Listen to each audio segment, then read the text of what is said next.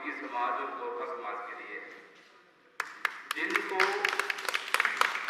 72 सालों के बाद भारत के होम मिनिस्टर ने एक दृढ़ निश्चय लेकर धारा 370 और 35 को खत्म किया और तीनों ही पाकिस्तानी कह के पुकारा जाता था। सही मायनों में अगर बात की जाए तो वेस्ट पाकिस्तानियों ने डेमोक्रेसी का कोई मायना देखा ही नहीं। 1947 से पहले ये लोग अंग्रेजों के गुलाम थे। जैसे ही आजादी मिली, देश का बंटवारा हुआ और जब बंटवारा कम्युनल बेस पे हुआ ही बेहतर समझा, क्योंकि उस समय कत्लेआम जो था वो शुरू हो चुका था। अगर ये लोग जम्मू कश्मीर में नहीं आते तो मेरे ख्याल में सारे के सारे कत्ल किए जाते। इन्होंने जम्मू कश्मीर को सुना और मेरे ख्याल में यहाँ ये लोग रुकना नहीं चाहते थे। इन लोगों को पता था कि जम्मू कश्मीर में हमें राइट नहीं मिलेगा, लेकिन उस समय के जो हालात थे उनको देखते हुए पंडित जवाहरलाल नेहरू और शेख मोहम्मद अब्दुल्ला ने फोर्सिबली लोगों को बॉर्डर पे बिठाया और ये आश्वासन दिया कि आपको भारत में जाने की कोई जरूरत नहीं है, जम्मू कश्मीर में भी वही मिलेगा जो हिंदुस्तान के हर नागरिक को मिलेगा। उसी आश्वासन को लेकर ये पिछले 70 सालों से जहां बैठे थे और नहीं दिया। मैंने सुप्रीम कोर्ट में एक रिट पिटीशन दायर की और उसमें मैंने ये लिखा कि हमारे लिए कौन सी डेमोक्रेसी है। बंटवारा तो कम्युनल बेस पे हुआ था, बुजुर्ग वहां से आए थे, वो इस दुनिया में है नहीं, लेकिन जिनका जहां जन्म हुआ है जहां जम्मू कश्मीर में, उनको पाकिस्तानी कह के क्यों पुकारा जाता है। मेरे ख्याल जब तक जहां जम्मू कश्मीर में रहेंगे, भारतीय जनता पार्टी का ये एहसान जो है वो कभी नहीं भूलेंगे। ना ही भारत के प्राइम मिनिस्टर नरेंद्र भाई मोदी और भारत के होम मिनिस्टर अमित शाह जी का धन्यवाद जो है मेरे ख्याल सारी उम्र करते रहेंगे। दूसरा, मैं ये भी कहना चाहता हूँ सभी साथियों को कि हमारे लिए, भारत के लिए तो 15 अगस्त जो था एक महीना था कि 15 अगस्त को आज़ादी मिली थी। उसके साथ ही 5 अगस्त जो है जो वेस्ट पाकिस्तानी रिफ्यूजियों के लिए भी एक ऐसा दिन बन गया कि 5 अगस्त इनको आज़ादी मिली थी। और ये 5 अगस्त जो है जब तक हम जिएंगे लगातार 15 अगस्त की तरह इसको भी मनाते रहेंगे।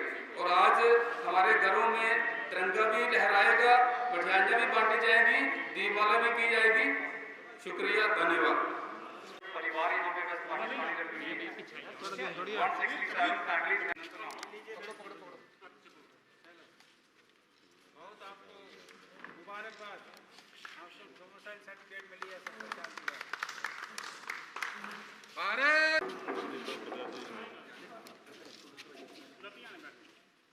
प्रदीप सिंह जी लीजिए, बहुत बहुत मुबारकबाद आपको। उसके बाद बहुत बहुत मुबारकबाद।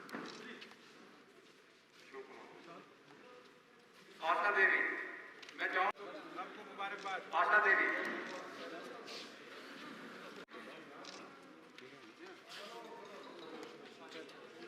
आओ बेटा, आपको बहुत बहुत मुबारकबाद। बहुत आगे बढ़ेंगे। बोधराज, जोगिंदरलाल,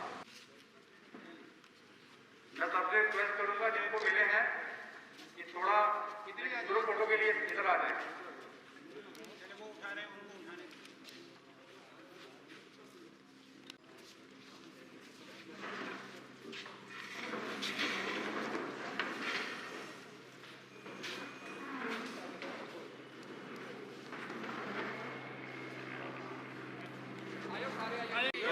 भारत माता की जय, भारत माता की जय।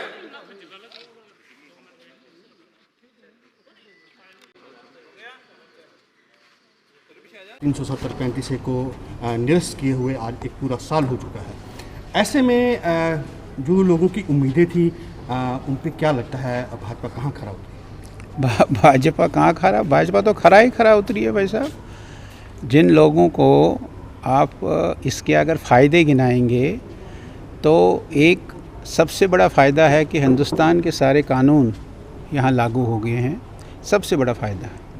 दूसरा फ़ायदा है कि जो सत्ता सेपरेटिस्टों के हाथ में थी शुरू से ही, ये धारा 370 सेपरेटिज़म के कारण शेख अब्दुल्ला ने नेहरू को फुसला करके इसको लाया था। वो सेपरेटिज़म आज समाप्त हो गया है।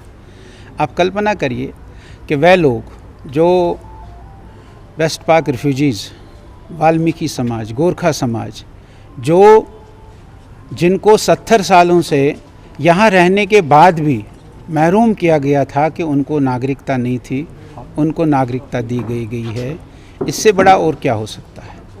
आप जो 15 साल से यहाँ रह रहे लोग हैं उनको डोमिसाइल सर्टिफिकेट अब हाथ में दे रहे हैं। कोई आदमी जो 15 साल से कहीं रह रहा है उसको आप वहाँ की नागरिकता नहीं दे रहे हैं, ये कहाँ का न्याय है, कहाँ का इंसाफ है, ये हम सब जानते हैं। जो लोग यहाँ 8वीं और 10वीं और 12वीं की परीक्षा 7 साल यहाँ के स्कूलों में पढ़े बच्चे हैं और जिनके पेरेंट्स यहाँ 10 साल से रह रहे हैं, उनको डोमिसाइल मिला है, इससे बड़ा और क्या आप फ़ायदा देखना चाहते हैं। सेपरेटिज़म की आप बात करेंगे, उस यासीन मलिक को जिसको इन्होंने हीरो बनाया था, उस यासीन मलिक को दोबारा से अरेस्ट किया गया और उसके सारे वो हत्या के केसें, उसके सारे वो अगवा के केसें खुल गई हैं।